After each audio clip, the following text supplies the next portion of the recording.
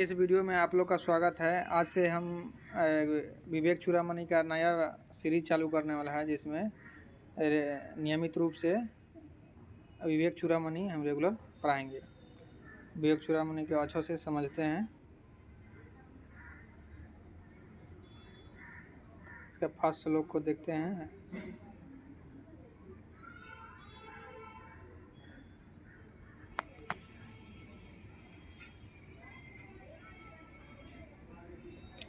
विवेक चूड़ामणि के मंगलाचरण में शंकराचार्य बोलते हैं। संस्कृत का श्लोक तो हम नहीं बोले हैं, क्योंकि शुद्ध रूप से अच्छा से उच्चारण नहीं कर पाते हैं, पर हिंदी को पढ़कर अच्छा से आप लोग को अर्थ बता सकते हैं। पहला मंगलाचरण में शंकराचार्य बोलते हैं, क्या बोलते हैं?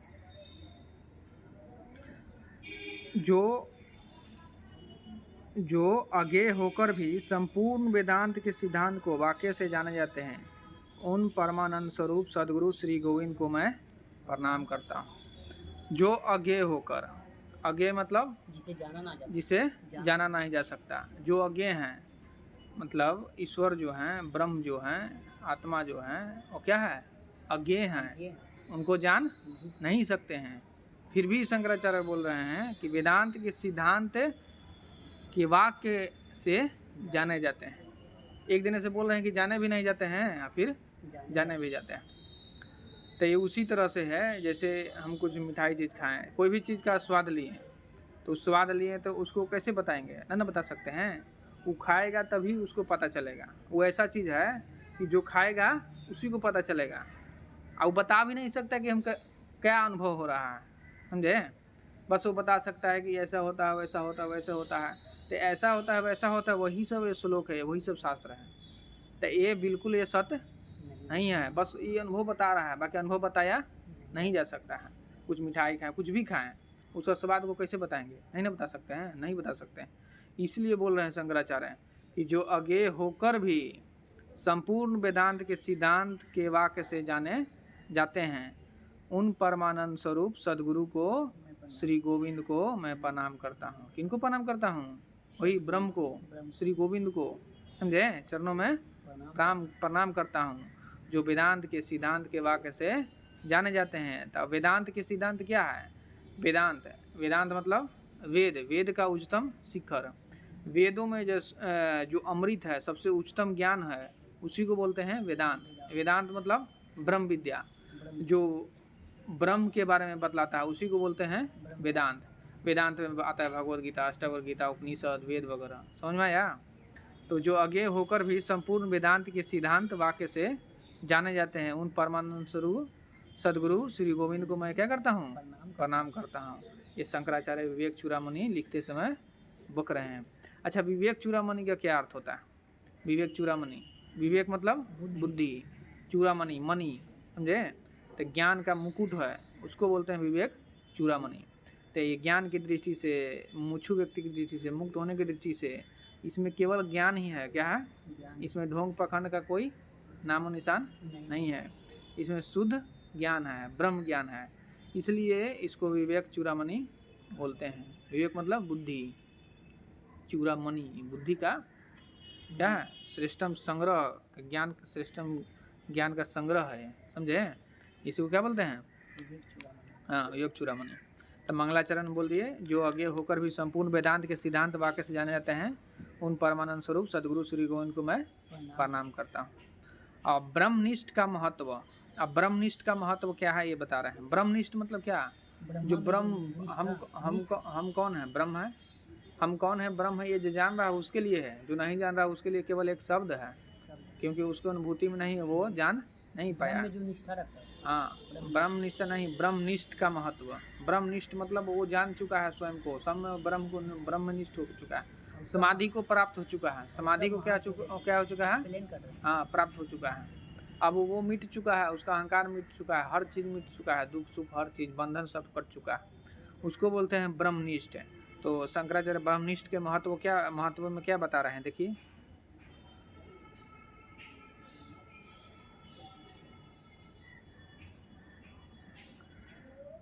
बोल रहे हैं कि जीवों का प्रथम तो नर जन्म ही दुर्लभ है।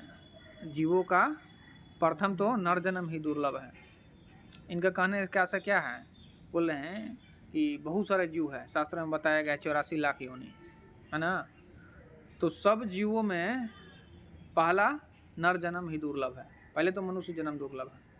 पशु पक्षी जो है वो अपने प्रकृति की व्यवस्था के अंतर्गत वो सब अपना कर्म करते रहता है। बाकी मनुष्य जो है वो विचारवान प्राणी है, विवेकवान प्राणी है, वो अपना निर्णय अपने बोध से ले सकता है। पशु पक्षी को ये सब नहीं रहता है।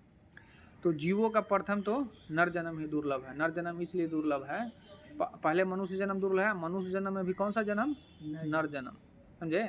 नर जन्म जैसे एक नर होता है कि स्त्री होता है, तो नर को प्राकृतिक रूप से अच्छा शरीर मिलता है, अच्छा शरीर मिला होता है, और समाज की दृष्टि से देखा जाए तो, और प्राकृतिक तौर पर देखा जाए स्त्री को, तो स्त्री को शारीरिक रूप से ज़्यादा कष्ट सहन करना पड़ता है स्त्री को, और जबकि पुरुष को सहन शारीरिक रूप से ज़्यादा सहन नहीं करना पड़ता है। इसलिए ऐसा बोल रहे हैं कि जीवों का प्रथम तो नर जन्म ही दुर्लभ है। क्या पूछ रहे हैं, बोलिए। डाउट क्लियर हो गया, बताएं शारीरिक दुख हो गया, हाँ। तो जीवों का प्रथम तो नर जन्म ही, आगे सुनिए और बाद पूछिएगा, डाउट कुछ रहेगा तो, समझे। हाँ, पहले ही पूछे लगते हैं। जीवों का प्रथम तो नर जन्म ही दुर्लभ है, क्योंकि नर को जो है ना शारीरिक रूप से भी मजबूती रहता है, और उतना भावना भी नहीं रहता है स्त्री के अपेक्षा। बाकी स्त्री जो होता है शारीरिक रूप से भी कमज़ोर रहता है, और शारीरिक रूप से दुख भी ज़्यादा मिलता है स्त्री को। और पुरुष शरीर से ही मजबूत रहता है, भावना से ही मजबूत रहता है, स्त्री भावनाशील होती है, रोते रहती है, समझे।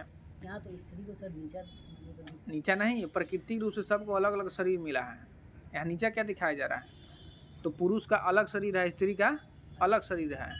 पुरुष जितना पुरुष का शरीर जितना मजबूत रहता है उतना स्त्री का रहता है, नहीं रहता है। स्त्री जितना भावनाशील रहता है उतना पुरुष रहता है, नहीं रहता है। तो ये सब क्या है, स्त्री का एक तरह से प्रकृति के तौर पर कम मिला है, समझे। शारीरिक रूप से कमज़ोर है तो अवसर तो कमज़ोर ही में हुआ ना। कोई काम अगर करना है तो स्त्री कर सकती है, बाकी पुरुष के अपेक्षा कम हर चीज़ कम। तो झांसी की रानी भी तो थी सर, क्या, वो भी तो बहादुर से। हाँ तो थी, तो क्या दिक्कत है, वो दुख न झेल रही थी झांसी। यहाँ ये थोड़े बताया जा रहा है कि वो स्त्री कमज़ोर होती है, बताया जा रहा है कि स्त्री भी सब काम कर सकता है, पुरुष भी सब काम कर सकता है। बाकी विशेष तौर पर स्त्री से पुरुष ज़्यादा रहता है स्टेबल, ऊर्जावान, शक्तिवान, धैर्यवान, समझे। स्त्री कमज़ोर ना होता है, स्त्री कमज़ोर नहीं होता है। बाकी आप देखिए ना प्राकृतिक तौर पर स्त्री को कितना दुख सहन करना पड़ता है, पुरुष को कितना दुख सहन करना पड़ता है। पुरुष को तो दुख नहीं उतना सहन करना पड़ता, स्त्री को बहुत दुख सहन करना पड़ता है। आपको नहीं पता होगा, पता करिएगा, समझे। ऐसे भी देखिए ना, शरीर जितना पुरुष का मजबूत रहता है उतना स्त्री का रहता है। हाँ, स्त्री छोटा छोटा बात को लेकर रोने लगती है, पुरुष रोता है, नहीं रोता। तो ये पुरुष को मजबूती प्रदान करता है। इसलिए शंकराचार्य बोल रहे हैं कि जीवों का प्रथम तो नर जन्म ही दुर्लभ है। एक स्त्री पुरुष आध्यात्मिक भी होता है जिसका अर्थ होता है, तो वो हम बताएंगे, मगर अभी जो इसका अर्थ है वो बता रहा है। तो जीवों का प्रथम तो नर जन्म ही क्या है, दुर्लभ है। उससे भी पुरुषत्व और उससे भी ब्राह्मणत्व मिलना कठिन है। अब देखिए नर जन्म समझ में आया ना। अब बोल रहे हैं कि उससे भी पुरुषत्व और उससे भी ब्राह्मणत्व मिलना कठिन है। पुरुषत्व मतलब एक स्त्री होता है, एक पुरुष होता है। यहाँ पर स्त्री और पुरुष का संबंध लिंग से नहीं है। पुरुष उसको बोलते हैं, आत्मा को पुरुष बोलते हैं, ईश्वर को पुरुष बोलते हैं, समझे। यानी जो अपने पुरुषत्व को जान लेता है, जो अपने हम कौन है ये जान लेता है, वही सच्चे तौर पर पुरुष है, समझे। तो उससे भी पुरुषत्व जो अपने पुरुषत्व को जान ले, स्वयं को जान ले, वही पुरुषत्व है। ईश्वर ब्रह्म आत्मा क्या है, पुरुष है। हाँ, ये जो सारा कुछ जो भी दिखाई दे रहा है वो सब क्या है, स्त्री है। क्या है, हाँ, प्रकृति है।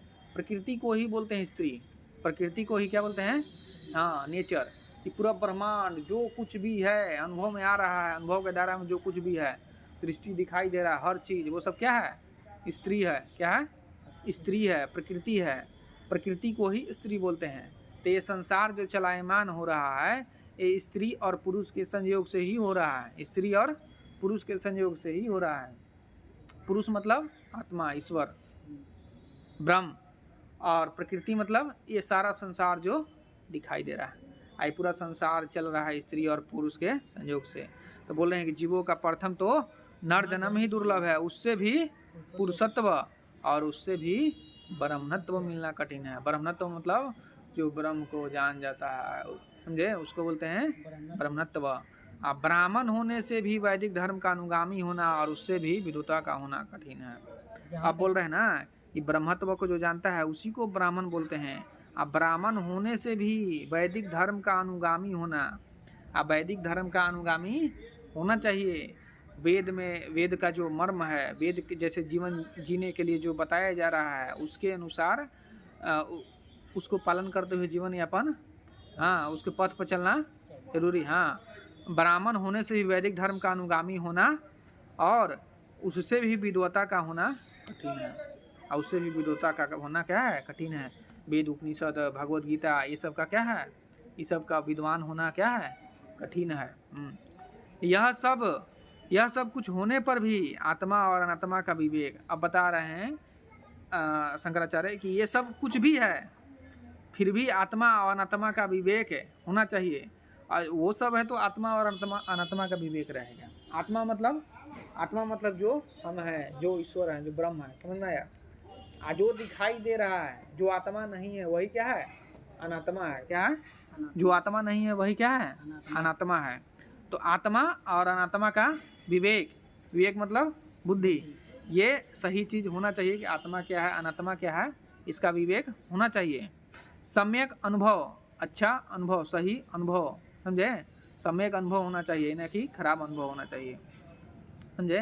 सत्य के प्रति ही अनुभव होना चाहिए, सत्य को अच्छा से जानना चाहिए। सम्यक अनुभव, ब्रह्मत्व भाव से स्थित और मुक्ति, और ब्रह्मत्व भाव से स्थिति और मुक्ति ये तो करोड़ों जन्मों में किए हुए शुभ कर्मों के प्रभाव के बिना प्राप्त हो ही नहीं सकते, समझे। नहीं सकते। हाँ, कि ब्रह्मत्व का जो भाव है, ब्रह्मनिष्ठ जब होंगे और ब्रह्मत्व की स्थिति ही क्या है, मुक्ति है, उसी में मुक्ति मिलता है। तब ब्रह्मत्व भाव से स्थिति और मुक्ति बोल रहे संग्रह, ये तो करोड़ों जन्मों में किए हुए शुभ कर्मों के परिपाप के बिना प्राप्त हो ही नहीं सकता है। कोई बोलेगा कि एक जन्म लिए और नहीं होगा, इसके पीछे कई जीवन लगता है, कितना जीवन लगता है। इसलिए बोलते हैं कबीरदास, जे माया मरी न मन मरा, मर गया शरीर। इससे रसरी जल जाता है ना, बाकी ऐठन नहीं छूटता है, समझे, ऐठन नहीं छूटता है। उसी तरह से हमारा शरीर मर जाता है, बाकी मन नहीं मरता है। मन का जो अवगुण है, प्रकृति है, वो नहीं मरता है और वही फिर जन्म लेता है, समझे। बार बार भटकते रहता है। कब तक भटकते रहता है, करोड़ों वर्ष तक, तो जब तक क्या हो सकता, मुक्ति नहीं मिल जाएगा, मोक्ष नहीं मिल जाएगा। हाँ, इसलिए कबीरदास बोलते हैं कि गुरु को अगर समुद्र के पूरा पानी को अगर स्याही बना दिया जाए, पूरा पेड़ पौधा जितना है उसको कलम बना दिया जाए, और पूरा पृथ्वी को चादर कागज बना दिया जाए और उस पर गुरु के गुणगान लिखा जाए, फिर भी कम पड़ेगा, समझे, फिर भी क्या पड़ेगा, क्यों कम पड़ेगा, क्योंकि करोड़ों जन्मों से भटक रहे थे, मुक्ति नहीं हो रहा था, और गुरु के मिलने के बाद तुरंत मुक्ति हो गया, यही जन्म में मुक्ति हो गया। तब करोड़ों जन्मों ना हो गया, पृथ्वी करोड़ों जन्म क्या हो गया, सफल हो गया। और इसलिए कबीरदास बोलते हैं कि गुरु का गुणगान करते करते समुद्र भी रो रो कर भर दें, या स्याही से समुद्र के स्याही बना दिया जाए और उससे गुणगान लिखा जाए, तो भी कम है, तो भी क्या है। हाँ, समझ में आया। आज के इस वीडियो में बस इतना ही। अगले वीडियो में अगला श्लोक आपको पढ़ाएंगे। धन्यवाद।